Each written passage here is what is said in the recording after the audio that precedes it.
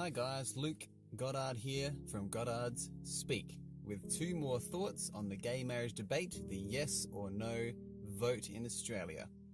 Number one, from the Yes campaign, they are saying to us over and over again, nobody is being hurt by homosexuals becoming married legally in Australia and worldwide. This is simply not true. Heaps of people are going to be hurt by this. Businesses have already been hurt overseas. Schools are going to be hurt. Individuals are going to be prosecuted, guaranteed, if this goes through, because it will then be law and legally recognized as a marriage, even though it's not in the eyes of God or anybody else for that matter, because the marriage is between a man and a woman. Now, kids are the main people that are going to be harmed by this. Why? Because we're going to have to socially re-engineer from the ground up, from birth onwards, what marriage is and is not. And we're going to have to include an extra type of marriage where two men or two women can come together and become one flesh. Now, this simply isn't true also, because when a marriage is consummated, the sexual act happens, a man and a woman can procreate, and the sexual experience is there. That's two becoming one flesh, completely intertwined with each other. There's a spiritual aspect to that. It is not something to be taken lightly. Homosexuals cannot actually do that. Also, harm will be done to each other in a gay marriage because gay sex is dangerous. Bodily fluids are mixed. It's not the ideal sexual experience.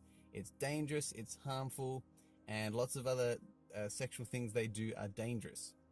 Also, the message is dangerous that they're promoting to kids, saying that you can be sexually attracted to a boy and have those confusing feelings validated and endorsed by everybody around them, and also not endorsed by some around them. Now, kids are going to be super duper affected by this because they need grounded messages about who they are as a man or a woman as they grow up, as a boy and a girl, a teenager growing up, going through puberty, why those changes are happening. If they have confusing sexual thoughts, they don't need them validated. They need to be guided through them. Indeed, if somebody turns out gay that is your kid, okay, that's going to be hard, that's going to be confusing, that's going to be complicated, it's not going to be easy just saying, well, you're coming out, that's who you are. And ultimately, it is indeed a sin. Homosexual sex and same-sex attraction is a sin because it is unnatural. You're fighting something natural. You're actually publicly endorsing something, if this goes through, that is unnatural and not beneficial for anybody. Okay, but it is a deeply complex issue. We can't just take either side lightly. But in the end, the confusion is the result of it being sinful and people knowing it's wrong, and then having lots of people endorse it, lots of people not, but no clear reasons why.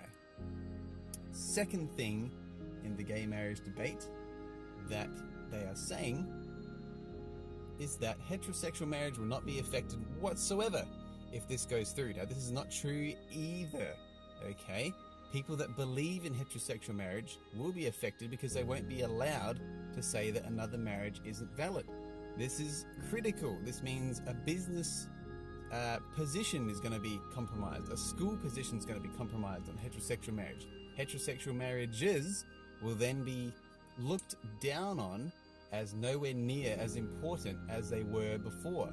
Okay, the sacred, I'm going to use a word here, sacredicity of a marriage is going to be completely chopped off at the legs, and everything come crumbling down because you're inviting another different people group to come in and steal marriage and claim it for themselves that for thousands of years has only been to heterosexual people. Of course it's going to change heterosexual marriage.